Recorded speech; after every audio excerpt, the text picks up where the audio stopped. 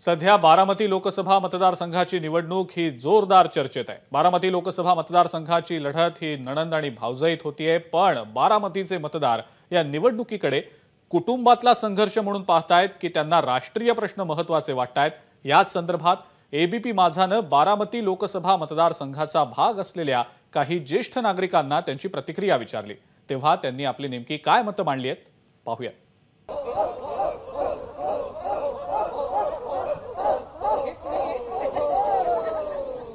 बारामती लोकसभा मतदारसंघाचा भाग असलेल्या धायरीमध्ये आम्ही आहोत आणि इथे हे ज्येष्ठ नागरिक हास्याची कारंजी फुलवतायत।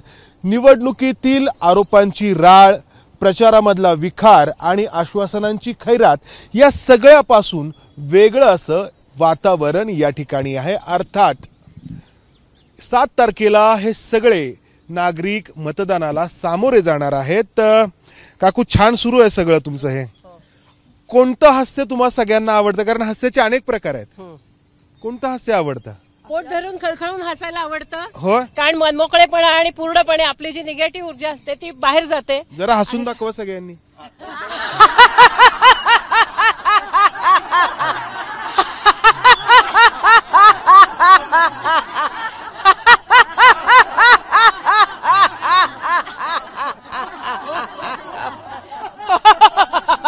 आता जे राजकारणामध्ये सुरू आहे तर ते बघून पण हसायला येतं, म्हणजे आज इकडे असतो उद्या तिकडे जातो, काय वाटतं? हसायला तर भरपूर येतच, प्रश्नच नाही त्याबद्दल। त्या हसण्यातनं सुद्धा आपला सुज्ञपणा आपण दाखवायचंय 7 तारखेला।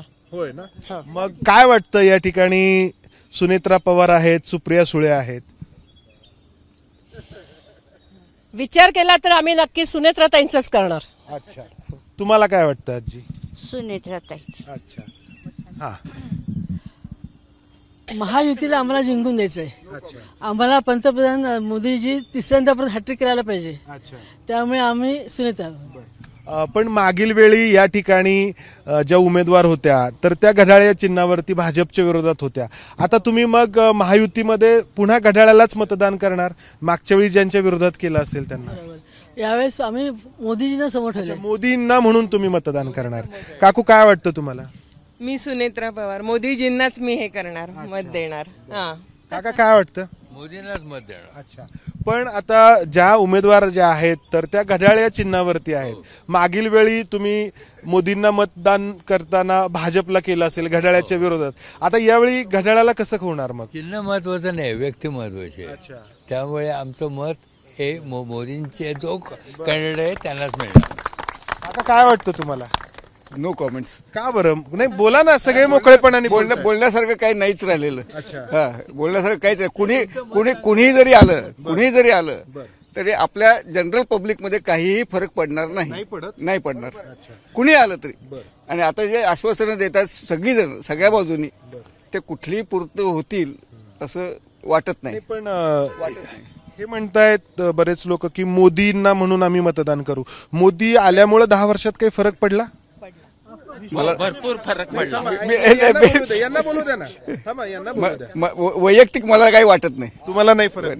मला काही फरक वैयक्तिक मला काही फरक पडला नाही। अच्छा, हे या काकांचं मत आहे। तुमचं मत आहे फरक पडला? हो, भरपूर फरक पडलेला आहे। काय फरक पडला? ज्या ज्या सुविधा आहेत त्या आपल्याला हळूहळू मिळत चाललेल्या आहेत। कोणत्या सुविधा आहेत? जीवनावश्यक सुविधा ज्या आहेत, वीज, पाणी, रस्ते, लाईट, या सर्व प्रकारच्या सुविधा हळूहळू मिळत आहेत। या पहिल्यांदाच मिळाला की आधी मिळायचे? म्हणूनच मी तुम्हाला बघाशी म्हटलं नो कॉमेंट्स। म्हणूनच मी तुम्हाला म्हटलं की नो कॉमेंट्स। तर काका लोक आहेत, अतिशय तोलून मापून बोलतात। काका, काय वाटतं तुम्हाला? तशी आहे, तोलून मापूनच बोलण्यासारखी परिस्थिती आहे, बोललं पाहिजे। या ठिकाणी जे उमेदवार आहेत सुनेत्रा पवार आणि सुप्रिया सुळे, या दोघींपैकी एकाची निवड करायची आहे तुम्हा सगळ्यांना। नाही, अवघड प्रश्न। का बरं अवघड आहे? का अवघड आहे? हा, नाही, तसं लॉजिक ह्याचा विचार केला तर अनुभवी काय आणि संसदमध्ये ज्यांना ऑलरेडी अनुभव आहे आणि सुशिक्षित आहेत आणि त्यांना बॅकग्राऊंड आहे, त्याच्यामुळं सुप्रिया सुळे यायला पाहिजे। पण हे तुमचे काही सहकारी म्हणतात की आम्हाला तर मोदींना मत द्यायचं, वैयक्तिक मत। मी तुम्हाला विचारलं, काका काय वाटतं तुम्हाला? मोदीजीसाठी आम्ही त्यांच्याबरोबर युती आहे. राष्ट्रवादी काँग्रेसची युती भाजप बरोबर आहे आणि आपल्याला मोदींना मत द्यायचं आहे. त्याच्यामुळं यावेळी आम्ही त्यांच्या युतीमध्ये जो सभासद जो उमेदवार उभारलेला आहे त्याला आम्ही मत देणार. काही लोक मोदींकडे बघून मतदान करणार आहेत, काही उमेदवारांकडे बघून मतदान करणार आहेत. काका, तुम्ही हा सगळा लाफ्टर क्लब जो आहे तो संचालित करता, तर तुमचं काय मत आहे वैयक्तिक? माझं हे मत आहे की बाकी जे उमेदवार आहेत किंवा बाकी जे काय लीडर्स आहेत ते मी काय केलं हे काही सांगत नाहीत. ते फक्त मोदी वाईट आहेत, मोदी हे आहेत, हे खराब आहेत, यांनी हे केलं, त्यांनी ते केलं. आम्हाला कोणाच्या उखाळ्या पाखाळ्या आणि याच्यामध्ये इंटरेस्ट नाही. आम्हाला हे पाहिजे की तुम्ही काय केलं, आणि ती जी विजन आहे विकासाची विजन ती मोदींकडे आहे. मोदींचं आत्ता ते फक्त काही विरोधी भाषण करायला लागलेत. आजपर्यंत मोदींनी कोणाच्या विरोधात कधीही काही बोललेले नाही आहे. आणि बाकीचे तुम्ही त्यांनी माईक हातात घेतला की ते फक्त हे सुरू करतात, हे वाईट आहेत, ते वाईट आहेत, ते वाईट. अरे ते वाईट आहेत म्हणून तू चांगला असं कुठे आम्ही म्हणू शकतो? असं बोलणं तुम्हाला आवडत नाही? अजिबात नाही आवडत. आम्हाला हे आवडतं की तुम्ही काय केलं, मी काय केलं हे सांगणं महत्वाचं आहे. जो माणूस आम्हाला सांगेल की मी काय केलं आणि मी काय करणार आहे, आणि ते आम्हाला असं वाटतं की मोदीजींकडे ते आहे, त्यांनी करून दाखवलंय. खूप लोक त्यांना विचारतात की एक फार मोठे लीडर आहेत, ते विचारतात 10 वर्षात तुम्ही काय केलं. 10 वर्षात तुम्ही काय केलं हे अख्ख्या जगाला दिसतंय, पूर्ण जगात. आता आज एका देशाचा पंतप्रधान आणि राष्ट्राध्यक्ष मोदींच्या पाया पडतो. त्यांनी जर का काही केलं म्हणून असतो. कोणत्या देशाचा पंतप्रधान पाया पडतो? आफ्रिकन कंट्री मधले एक जण होते आणि त्यांनी त्यांचा आता अमेरिका कोणता देश होता तो? आता देश नाही आठवत, पण आता जे G20ची हे झाली त्यावेळेला मोदींना त्याचं अध्यक्ष केलं गेलं G20चं. तुम्ही टीव्हीवरती पाहिलं, व्हॉट्सअपला पाहिलं? हो, पाहिलं. मी स्वतः पाहिलेलं आहे. आणि त्यांना मोदींच्या पाया पडतात, मोदींना नमस्कार करतात. हा मोदींचा जो काही प्रभाव आहे तर तो आपण अनेक ज्येष्ठ नागरिकांवरती पाहत असतो. काका, तुम्हाला काय वाटतं? आपल्या म्हणजे एक आहे आपल्या देशाचे काही प्रश्न, देशाचे काही धोरणं, आणि इथली आपण जिथे राहतो तिथल्या काही समस्या, तिथले काही प्रश्न, तिथले काही मुद्दे. तर तुम्ही म्हणजे कशी बघता निवडणूक? आज आपण बघतो की कुठल्याही अपोजिशन पार्टीचे असू देत, हे सांगत नाहीत की मी काय करणार आहे. हा सर्वात महत्वाचा भाग. पण मोदी ही एकच व्यक्ती अशी आहे की जी 2045 सालाबद्दल बोलते की मी 2045चं उद्दिष्ट ठेवून मी आज काम करणार आहे. तर हा जो त्यांच्याकडे प्लॅन आहे तो प्लॅन आजपर्यंत मला दुसऱ्या कोणाच्याही कडे, म्हणजे आज समाजवादी आहे, त्यानंतर आपल्या काँग्रेस पार्टी आहे, राष्ट्रवादी काँग्रेस पवार गट आहे किंवा समाजवादी पक्ष, ह्या लोकांनी कोणीही असं काही सांगितलेलं नाही किंवा आम्ही हे करणार आहोत. आता इथे उमेदवार आहे, त्यामुळे असा प्रॉब्लेम आहे की ह्या लोकांचं जजमेंट कसं करायचं. तर मग मी काय म्हणेन की आत्तापर्यंतचा 10 वर्षातला माझा अनुभव काय आहे, बाबा ही व्यक्ती चांगलं काम करते, तर मग मी त्याला जर बळ दिलं तर माझ्या पुढच्या पिढ्या, आज आमची पिढी आता संपत आली आहे, पण मी माझ्या मुलांच्या करता, मी माझ्या नातवंडांच्या करता मी ही इन्व्हेस्टमेंट करतोय की मी एक स्थिर सरकार जे देशाला अत्यंत आवश्यक असतं. आज तुम्ही काँग्रेस पार्टीकडे तुम्ही बघितलं तर त्यांनी त्यांच्यामध्ये भांडण झाले, 1 वर्ष तुमचं, 1 वर्ष माझं, 1 वर्ष तुमचं. ह्या याच्यामध्ये पंतप्रधान पदाचं अलॉटमेंट जर असं होत असेल तर देशाची प्रतिमा आज काय राहील याचा आपण विचार केला. काका, तुम्हाला 2 उमेदवारांमध्ये निवड करायची. आता मोदींसाठी तुम्ही सुनेत्रा पवारांना मतदान करणार असं म्हणत आहात. सुनेत्रा ठीक आहे, तुमचं जे काही आहे सांगतो मी तुम्हाला.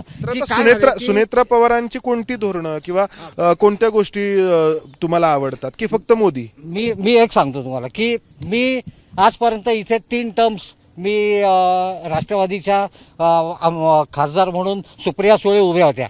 गेल्या 15 वर्षामध्ये धायरी किंवा खडकवासला भागामध्ये त्यांनी कोणत्याही प्रकारची डेव्हलपमेंट 1 इंचाची पण इथं केलेली नाही आहे. आम्ही आमच्या इथला पाण्याचा प्रश्न पण त्यांना फिल्टर पाणी पाहिजे, हे पाहिजे, आम्ही चिकार रस्ते पाहिजेत, या गोष्टी मांडल्या. पण त्या व्यक्तीने कुठल्याही नाही ते आम्हाला शक्य नाही या भाषेत बोलवण केलेली आहे आमची. त्यामुळे अशा व्यक्तीला मी कसं काय मतदान करू शकतो?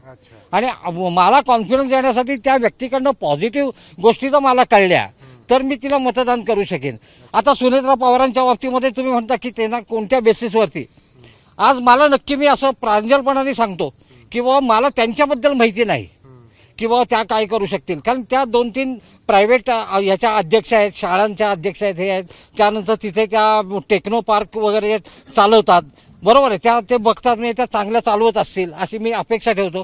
पण त्यांच्या पाठीमागे एक जी जबरदस्त व्यक्ती उभी आहे की जी अजितदादा पवार, की त्या पवारमुळेच त्या आज मला कॉन्फिडन्स वाटतो की आमच्या इथले सर्व प्रॉब्लेम सोडवण्याची ताकद ही अजितदादा पवारांच्या थ्रू सुनेत्रा पवारांना नक्की येईल आणि त्या आमचं भलं करतील. धन्यवाद.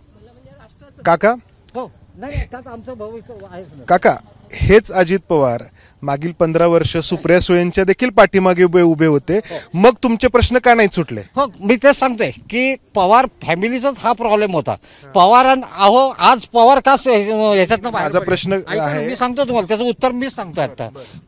पवारांना तुम्ही का आज म्हणते की ते इकडे आले म्हणून, तर पवारांना दरवेळेला कसं खच्चीकरण करण्यात आलं हे आपल्याला सगळ्यांना काम करू दिलं नाही. अजित काम करूनच तुमची कामं, तुमचे प्रश्न सोडवू नाही दिले ना, म्हणजे कारण मुख्य पवार काकांचं लॉजिक आहे. तुम्हाला पटतंय काकांचं लॉजिक? मी सांगितलं का, एकच माझं हे आहे, नो कॉमेंट्स. अहो नाही, तुमच्या नो कॉमेंट्स मध्येच बरंच काही आहे, नाही म्हणून मी विचारतोय काय काय काय वाटतं.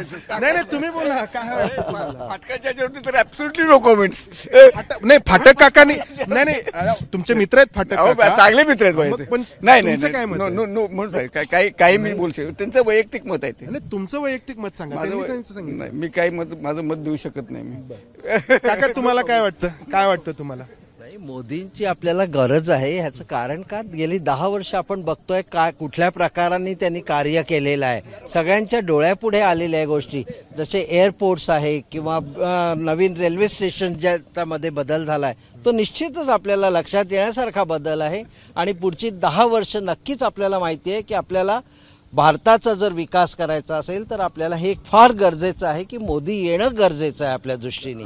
आता मागील वेळी 2019ला तुम्ही कोणाला मतदान केलं होतं? मी कायमच मोदींनाच केलेलं आहे. आता मागील वेळी तुम्ही मोदींना म्हणजे भाजपला मतदान केलं होतं, त्यावेळी विरोधामध्ये घड्याळ हे चिन्ह होतं. आता तुम्हाला मोदींना म्हणून मतदान करताना त्याच घड्याळाला मतदान करायचंय ज्याच्या विरोधात तुम्ही मतदान करत होतात, मग हे कसं तुम्ही स्वीकारलंय? हा, आता कसं आपण मोदींचा विचार करतोय, मोदी येणं आपल्याकरता गरजेचं आहे, देशाच्या दृष्टीने मोदी येणं गरजेचं आहे, म्हणून आपण विचार करतोय त्या दृष्टीने.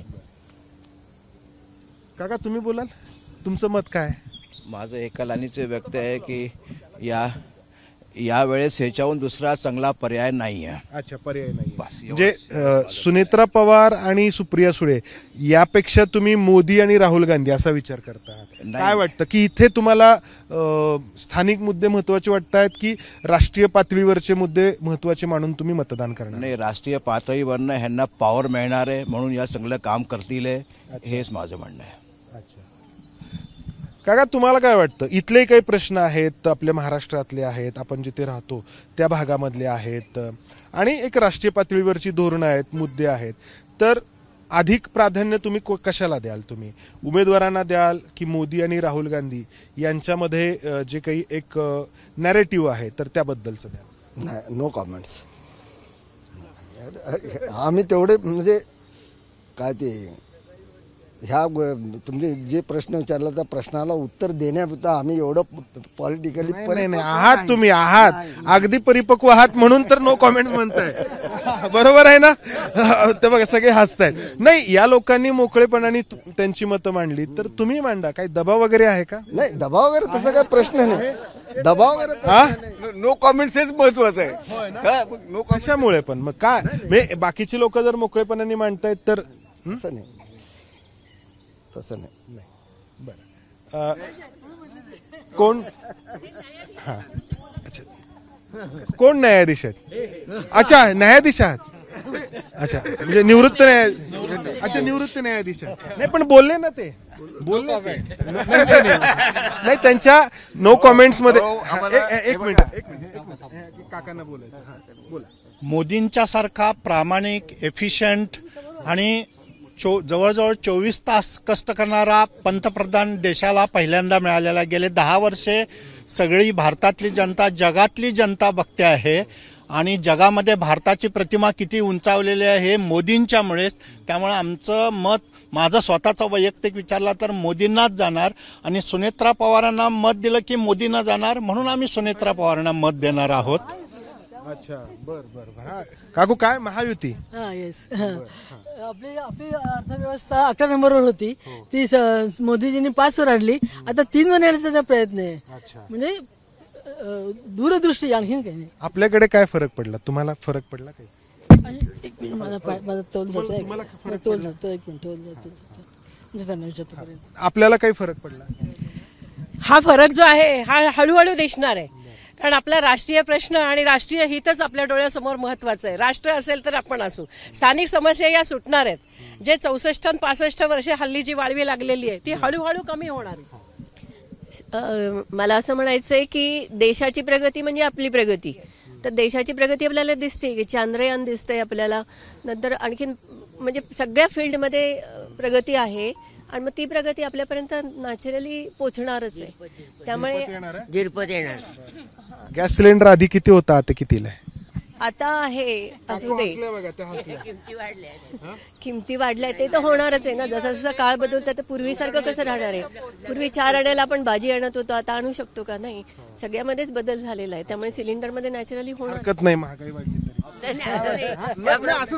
त्याप्रमाणे डीए पण वाढतोय, पण काय नुसतं जसं पगारही फुगतायत आणि किमती पण वाढतायत, त्यामुळे त्याचे मेळ बसत नाही. खरं आहे, पण कोणी सरकार आलं तरी हा प्रॉब्लेम थोडे दिवस राहणारच आहे, हळूहळू सुटेल. काकू काय वाटतं, होतंय सगळं मॅनेज होतंय का? हो, होते. गॅस सिलेंडर आधी ज्या किमतीला होता त्यापेक्षा वाढलेलाच आहे, पण हरकत नाही, मोदी आहेत तर करतील. हो, करतील मोदी.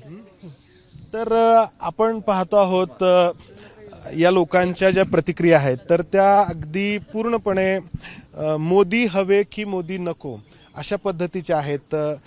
सर, तुम्ही निवृत्त न्यायाधीश आहात आणि नो कॉमेंट्स मधून, आणि तुमचं काय म्हणू, एक छदमी हास्य म्हणायचं की छदमी हा शब्द वापरायचा की उपरोधिक हा शब्द वापरायचा? नाही नाही नाही नाही नाही, मास्क नाही, लोकशाही आहे आणि लोकशाहीमध्ये प्रत्येकाने बोलायला हवं. तर मगाशी काहीतरी तुम्ही बोलत होतात, म्हणजे मी तिकडे गेलो त्यावेळी काहीतरी म्हणायचं होतं तुम्हाला, लक्ष नाही? म्हणजे काय म्हणायचं होतं, म्हणजे आता बरं, नाही नाही नाही नाही, मला ह्यांच्या बरोबर राहायचं इथे सगळ्यांच्या बरोबर. मग काय तुम्हाला घेऊ नका ते. तर गमतीचा भाग आहे. तर आपण या सगळ्या ज्येष्ठ नागरिकांच्या प्रतिक्रिया ऐकल्या आणि जे सगळे आपले हे सगळे ज्येष्ठ नागरिक 7 तारखेला सामोरे जाणार आहेत मतदानाला, आणि या ठिकाणी ज्या काही उमेदवार आहेत सुप्रिया सुळे आणि सुनेत्रा पवार यांच्याबरोबरच राष्ट्रीय मुद्दे जे आहेत त्या मुद्द्यांचा या ठिकाणी प्रामुख्याने विचार हे ज्येष्ठ नागरिक करतायत असं आपल्याला जाणवत आहे. कॅमेरामन राजेश बिडकरसह मंदार गोंजारी, ABP माझा, पुणे. पुन्हा एकदा हास्य उद्यात.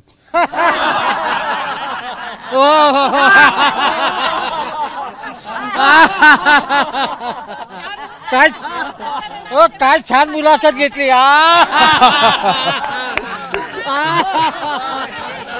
हे हास्य या ज्येष्ठांच्या चेहऱ्यावरती असंच कायम राहो ही शुभेच्छा. धन्यवाद. ABP माझा, उघडा डोळे बघा नीट.